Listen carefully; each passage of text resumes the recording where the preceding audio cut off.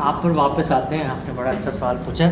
एक सवाल ऑनलाइन ये है कि दज्जाल, एक हदीस में आता है कि जो है सहाबा इकराम सफ़र पर निकलते हैं और वो उस वक्त दज्जाल को देखते हैं किसी मंदिर में।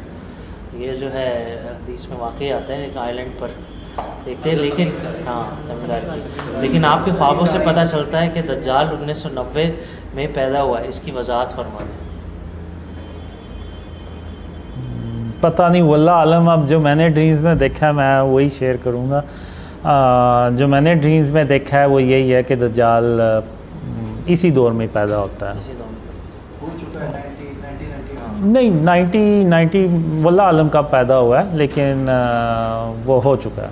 लेकिन ये थोड़ी सी मैं और ऐड कर दूँ, ये वैसे भी एक सवाल है कासिम भाई के अलावा लोग ये पूछते हैं कि जो है ये हदीस है नबी अलैहिस्सलाम की वक्त की, और जो है फिर दज्जाल तो बिल्कुल आखिर ज़मान में आएगा, तो दज्जाल की कितनी लंबी उम्र होगी? क्योंकि एक और हदीस में आता है कि वो 40 दिन का उसका ज़हूर होगा दुनिया में। तो ये आपस में कैसे होता है? तो कुछ उलमा ने, जो मुहक्किकीन ने इस पर रिसर्च की, तो उनका कहना ये था कि जो है दज्जाल का जो वो है एक से दूसरे में जाता है, और फिर उसके अलावा नबी साहब ने 30 दज्जाल के बारे में बताया, और आखिरी वाला दज्जाल अकबर है।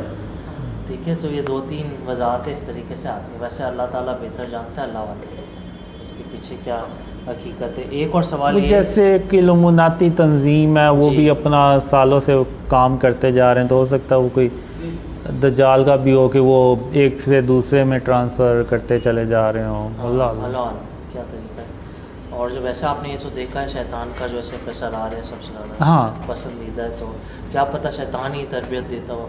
हाँ, देता है वो तो। मैं ड्रीम्स में भी देखा है कि वो जो पावर्स अपग्रेड करता है उसमें शैतान उसकी मदद करता है। सही। और ये एक ड्रीम में तो शैतान उसको कहता है, असल में उसकी खोपड़ी यानी परी होती है सर, तो वो इंसानों की शक्ल में होता है शैतान, और लोगों को जैसे वो बकरियों को नहीं हाँकते हुए ले चल जाते, तो उस तरह ना वो जो बदतरीन लोग होते हैं ना उनको वैसे ही ना लेके जा रहा होता है अपने साथ। तो रास्ते में वो दज्जाल की ना सर पड़ा होता है खोपड़ी, तो वो उसको उठाता है और ऐसे देखता है और कहता है, आह मेरा अजीम सिपहसालार, जिसको यानी इतनी बेदर्दी से कत्ल कर दिया। जी